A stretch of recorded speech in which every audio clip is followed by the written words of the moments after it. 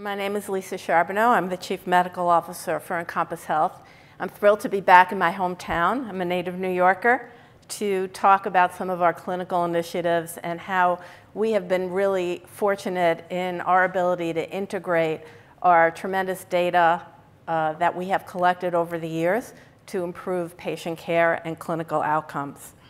So I'm going to expand a little bit on the REACT model that Rusty was talking about. And when we look at what is probably one of the worst things that can happen to a patient in a rehab hospital, they come from acute care, they've had some life-altering illness or injury, and they finally get to a rehab hospital where they're looking forward to improving and hopefully getting home and improving their function. We don't want them to wind up back in the acute care hospital. We don't want them to get sick or have something bad happen to them now that they've finally got to rehab and they're working so hard with our therapists. So reducing the risk for patients to get transferred back to the emergency room and get admitted back to the acute care hospital is something that we as clinicians feel very passionate about. And our REACT algorithm, basically what it does is it gives patients a REACT risk score that is reflective of the risk that they may have to need to be acutely transferred back to the hospital.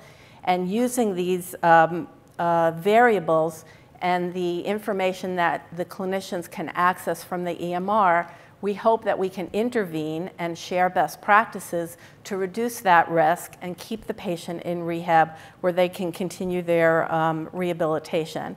And you can see on this slide how our acute care transfer rate has been trending nicely downward since we initiated our REACT algorithm.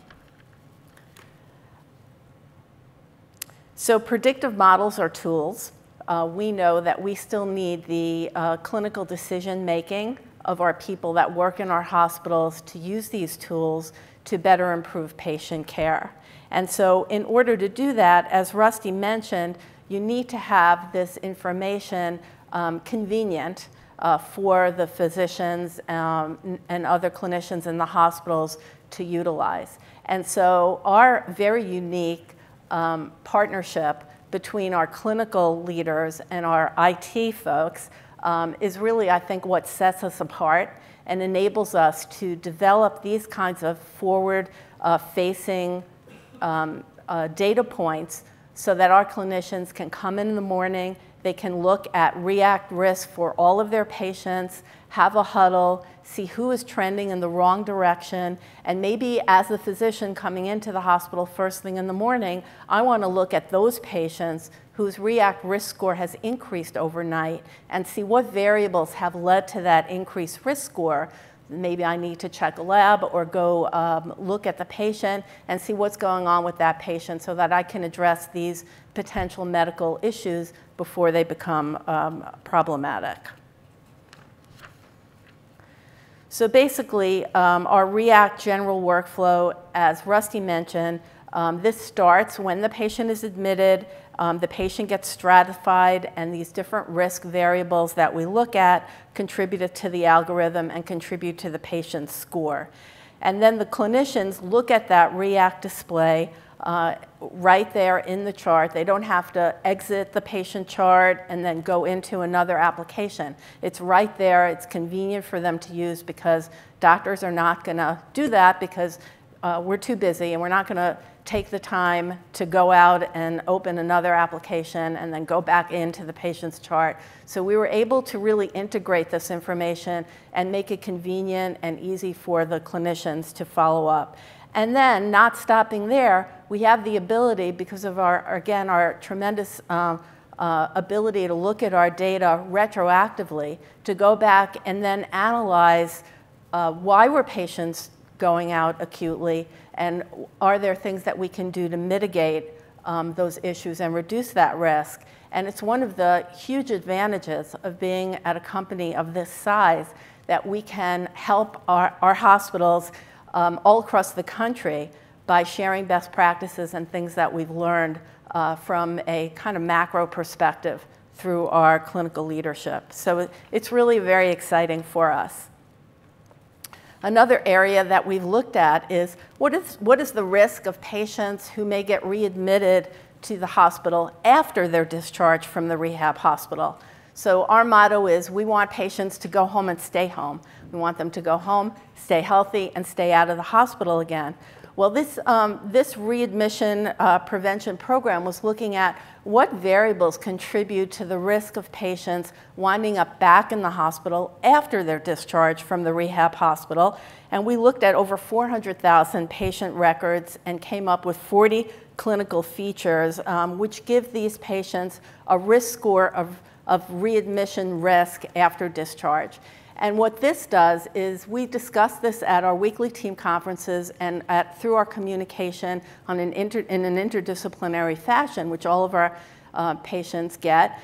And we are able to identify these variables that may contribute to this risk after discharge. And these are things that you've heard terms like health equity or risk factors for patients such as food insecurity, transportation. Can patients get to their doctor office for their follow-up visits? Can they get their medications? Can they afford their medications? Do they understand their medications? We collect all of that information as we're evaluating the patient with us, discussing the patient in an interdisciplinary format, and then the case managers can intervene looking at those risk variables and see what can we address, what can we take care of before we send the patient out the door so that we can mitigate that risk of readmission after discharge. So far, it looks like our Medicare 30-day readmission rate for patients who were discharged from 2020 to 2021 declined by 40 basis points. That's based on Medicare claims data, which is, as you know, somewhat delayed. The last model that I want to talk about is our fall prevention model. So I said earlier, one of the worst things that can happen to a patient is that they have to go back to the acute care hospital. One reason that sometimes happens is that a patient may fall and injure themselves while they're in rehab. We know that all of our patients are at high risk for falls. That's the reason that they're in rehabilitation. And the assessment tool that was used for years and years and decades, and by the way, I started at our hospital in Portland, Maine, right out of residency in 1992, so 31 years. And the tool that we used to evaluate patients for fall risk was really a tool that was meant for acute care hospitals. And when you have a tool that says 80% of your patients are at high risk of falls, that's not particularly helpful.